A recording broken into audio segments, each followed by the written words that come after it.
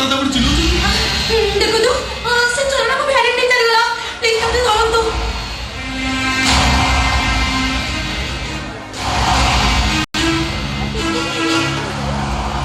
ଏଠି ତ କେହି ନାହାନ୍ତି। ମାଇ ଗଡ୍, ସେ ବି ଏମିତି ନା କୁଆଡ଼େ ଗଲା? କୁଆଡ଼େ ଯିବ? ଓ ବାର୍ କି ରେଷ୍ଟୁରାଣ୍ଟରେ ଉପଭୋଗ କରୁଥିବ। ମ୍ୟାଡ଼ାମ ଏଭଳି ଜାଗାରେ ଆପଣଙ୍କୁ ସୁରକ୍ଷିତ ରହିବା ଦରକାର ଥିଲା, ଟିକେ ହୁସିଆର ରହିବା ଦରକାର ଥିଲା। ଦେଖନ୍ତୁ ମୁଁ ଜମା ବି ବେହୋସ ହେଇନଥିଲି। ସେପଟେ ମୁଁ ଶାଢ଼ୀ କିଣୁଥିଲି। କିଣାକିଣି ସରିଲା ପରେ ମୁଁ ଏପଟେ ଯାଉଥିଲି। ଗୋଟେ ଛୋଟ ଡ୍ୟାନ୍ସ ମୋତେ ପଇସା ମାଗିଲା। ମୋ ଫ୍ୟାନ୍ ଟଙ୍କାରେ ପଇସା ଦେବାରୁ ସେ ମୋ ଫ୍ୟାନ୍ ଟଙ୍କାରେ ଦୌଡ଼ି ପଳେଇଲା। ଆପଣ କୁହନ୍ତୁ ତ ଏଠି କ'ଣ ଛୋଟମାନେ ଦୌଡ଼ି ପାରନ୍ତି? ହଁ ମ୍ୟାଡ଼ାମ, ଏଠି ସବୁ ସମ୍ଭବ। ଏଠି ଛୋଟ ମାନେ ଦୌଡ଼ି ପାରନ୍ତି। ଆଉ ଅନ୍ଧମାନେ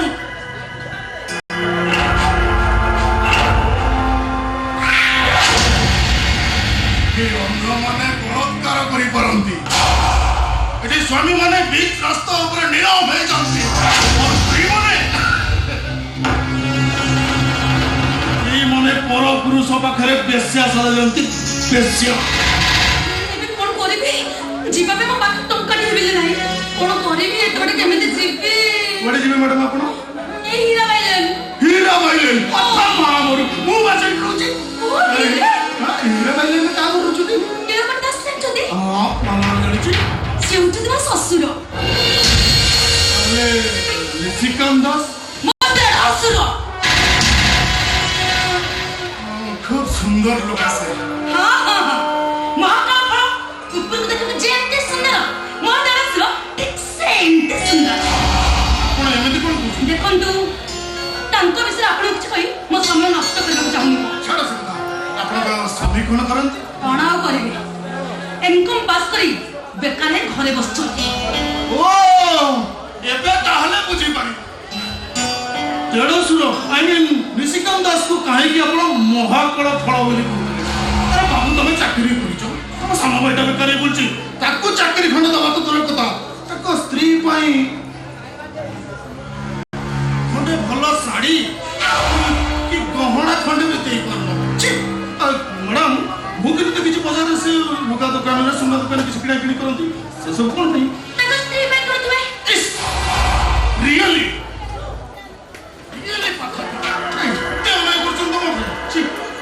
ମୁଁ ତ ଖାଲି ଅପେକ୍ଷା କରିଛି କୋଉଦିନ ମୋ ସ୍ୱାମୀ ଚାକିରି କରିବେ।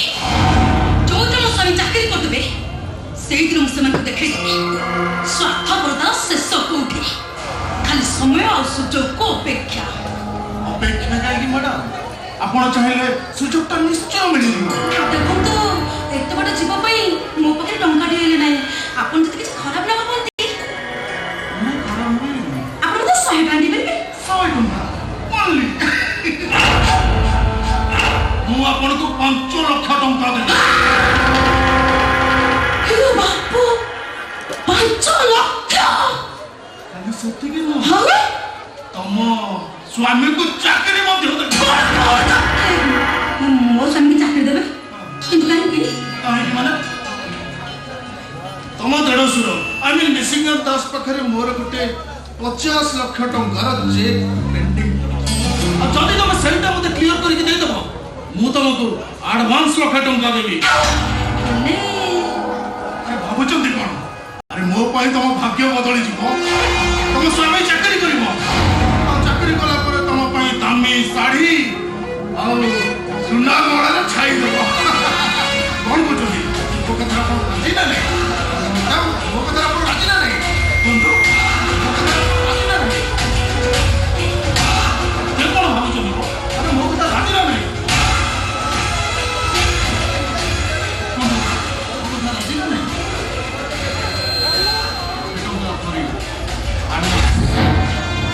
ରାଜି। ମୋ ନାଁ ବିନ୍ଦୁ। ଶୁଭ ସକାଳର ଶିଶିର ବିନ୍ଦୁ, କି ପୁଣ୍ୟ ମୁଣ୍ଡାଗିନିର ଟୋପାଏ ଜଳ ବିନ୍ଦୁ। ବିନ୍ଦୁ ଲୋହିତ ରଙ୍ଗର ବିନ୍ଦୁ, ରକ୍ତ ବିନ୍ଦୁ। ବାଏ।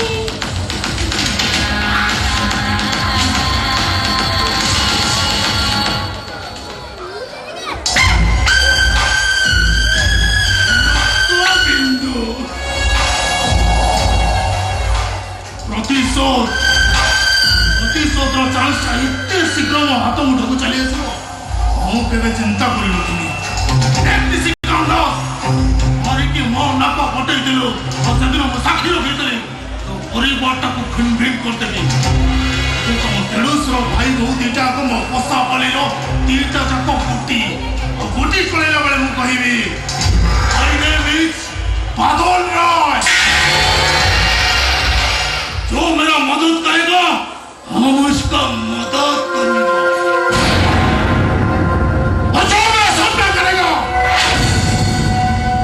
हम उसको कभी नहीं छोड़ूंगा याद रखना बादल राय नाम है मेरा